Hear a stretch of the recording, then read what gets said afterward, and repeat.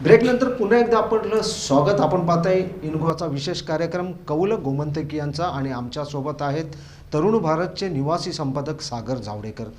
ब्रेकवर जाण्यापूर्वी सागरजीने अगदी यथायोचित असं विश्लेषण केलं होतं की भारतीय जनता पक्ष कुठे कमी पडला आहे, किंबहुना लोकांचा विश्वास त्यांच्यापर्यंत अजूनपर्यंत त्यांनी कसा निर्माण केलेला नाही, आपल्याबद्दल युतीशिवाय पर्याय नाही, हे सुद्धा त्यांनी सांगितलं होतं. सागरजी, ह्या निवडणुकीमध्ये आणि एक चित्र आपल्याला बघायला मिळालं होतं निवडणुकीच्या आधी की गोवा सुरक्षा मंच नावाच्या एक नवीन पक्षाचा उदय झाला होता. पण निवडणुकीनंतर, मतदानानंतर आणि कालच्या रिझल्टनंतर गोवा सुरक्षा मंच हा नामशेष झालेला दिसतोय. कायच अस्तित्व त्यांचं जाणवत नाही आहे. ह्याच्याबद्दल काय भाष्य कराल? गोवा सुरक्षा मंच हा RSSच्या लोकांनी एकत्र येऊन हा पक्ष स्थापन केला होता. या पक्षाचं उद्दिष्ट जिंकून येण्यासाठी नव्हतं, फक्त भारतीय जनता पक्षाचे उमेदवार पाडायचं हाच एक उद्देश होता. मग इतकं नकारात्मक असल्यानंतर कोणी विचार करतो. तुम्ही आज बघितलं असेल आपचं काय झालं गोव्यामध्ये. निवडणुकीमध्ये त्यांनी एवढा मोठा प्रचंड प्रचार केला. निवडणुकीत यायच्या अगोदर 6 महिने अगोदर मोठमोठे बोर्ड लावले संपूर्ण गोव्यावर. आम्ही 29%, भाजप 17% आणि काँग्रेस किती 10% का 12% काहीतरी. कोणत्या आधारावरती? कोणी केलं सर्वेक्षण? ते पेड सर्वेक्षण करतात आणि आपणच रिपोर्ट करतात आणि आपलीच पाठ थोपटून घेतात. मग जनतेला काय, तुम्ही प्रत्यक्षात काम करा आणि मग मतं मागायला या. कोणी सांगतील तुम्ही ते झाडू घेऊन नाचले वगैरे म्हणून ते होत नाही. तशाच पद्धतीचं भाषा सुरक्षा मंच, तुमचा उद्देश काय आहे? प्रत्यक्ष त्यांचा उद्देश खूप चांगला होता की मराठी कोकणी ह्या शाळांना प्रोत्साहन द्या, प्राधान्य द्या. निश्चित कोणी त्यांना सपोर्ट करणारच, प्रश्नच नाही. पण हा विषय निवडणुकीमध्ये मतदान मागण्यासाठी निश्चित होत नाही. कारण आजपर्यंतच्या निवडणुका जे झालेल्या आहेत त्याच्यामध्ये भाषिक विषय घेऊन कोणीही विजयी झालेला नाही आहे. आणि त्यामुळे या निवडणुकीत गोवा सुरक्षा मंचाला फारसा प्रतिसाद लोकांनी दिलेला नाही. ह्याच्यामध्ये काय झालं, तुमचा जो उद्देश होता तो उद्देश असफल तर झालाच, परंतु त्या विषयातलं जे गांभीर्य होतं त्याचं अक्षरशः वाट लागली. त्याची काय गांभीर्य होतं की जनतेमध्ये जनजागृती निर्माण करायचं की तुमच्या मुलांना मराठी कोकणी शाळेमध्ये घाला. सरकारने इंग्रजी अनुदान देऊ नये म्हणून, परंतु त्या नेमक्याच विषयाचा, त्या गोवा सुरक्षा मंचापेक्षाही त्या विषयाचा आज पराभव झाला. आणि ही अत्यंत दुर्दैवी घटना आहे.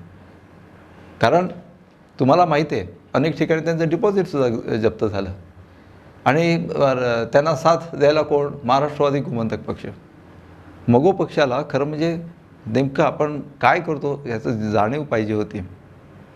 ते मृगजळाप्रमाणे ते धावत गेले त्यांच्या पाठीशी. ते चुकीचं होतं. आणि जर ते एकत्र आले असते, मगो आणि भाजप एकत्र आले असते, तर गोव्याचं चित्र कदाचित बदललं असतं, राजकीय चित्र. मागच्या वेळेस ज्या पद्धतीने आपण बघितलं की राष्ट्रवादी गोमंतक पक्षाचे 3 आमदार निवडून आले होते, यावेळेस सुद्धा 3 आले. म्हणजे असं म्हणू शकतो आपण की त्यांचा गड त्यांनी राखला, पण त्यांचा सिंह गेला. अति आत्मविश्वास, भारतीय जनता पक्षाला जसा अति आत्मविश्वास नडला, सेम परिस्थितीमध्ये महाराष्ट्रवादी गोमंतक पक्षाला अति आत्मविश्वास नडलेला होता. मुख्यमंत्रीपदाचा उमेदवार जाहीर करून सुद्धा त्यांच्यावरती नामुष्की व्हावी, त्यांच्याबरोबर आपत्ती पण आलेली की त्यांनी मुख्यमंत्रीपदाचा उमेदवार जाहीर केला होता. हे बघा, महाराष्ट्रवादी गोमंतक पक्षाला जर 25-30 ठिकाणी जर कॉन्टेस्ट करायचं असेल, निवडणुका लढवायच्या असेल, तर 1-2 वर्ष अगोदर तुम्ही काम करा. तुम्ही आजपर्यंतचा मगो पक्षाचा इतिहास बघा. निदान हे आता ढवळीकर आल्यानंतर ते थोडेफार काही काम करतात, परंतु संपूर्ण आजपर्यंतचा इतिहास जर बघितला मगो पक्षाचा, तर निवडणुका जवळ आल्या की हा पक्ष शटर ओपन करतो, दुकानाचे दार ओपन करतो आपलं, आणि मग कामाला लागतो, प्रचाराला लागतो. तसं चालणार नाही. त्यामुळे भारतीय जनता पक्षाने ही पद्धत गोव्यातली मोडून काढली. आणि भारतीय जनता पक्षात जवळपास निवडणुका सुरू झाल्या की त्यावेळीच काम करायचं असं नाही आहे.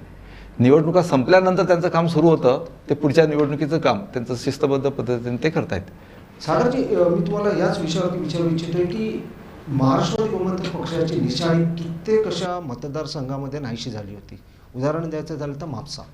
यंदा म्हापशामध्ये एक असं आल्हाददायक चित्र निर्माण झाल्या महाराष्ट्रवादी गोमंतक पक्षाच्या बाबतीत म्हणायचं झाल्यावर त्यांना काँग्रेसपेक्षा जास्त मतं मिळालेत इथे म्हापशामध्ये.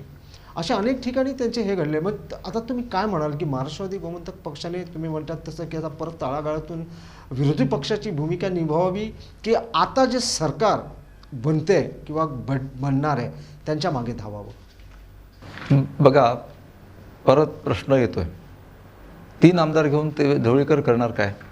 म्हणजे कोणाच्या तरी आश्रयाला जावं लागेल त्यांना, कोणाबरोबर तरी युती करून त्यांना सरकारमध्ये राहावं लागेल, नाहीतर सक्षम विरोधी पक्ष, अत्यंत एक जबाबदार विरोधी पक्ष म्हणून तुम्ही भूमिका बजवा. पण आज तुम्ही बघितलं, कोणत्याही राजकीय नेत्याला विरोधात बसायची तयारी नाही.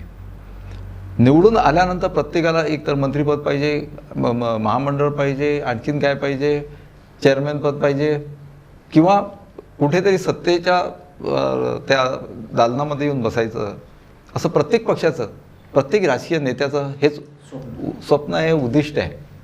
मग अशा परिस्थितीमध्ये महाराष्ट्रवादी गोमंतक पक्ष त्यातून काही वेगळा आहे असं मला तरी वाटत नाही.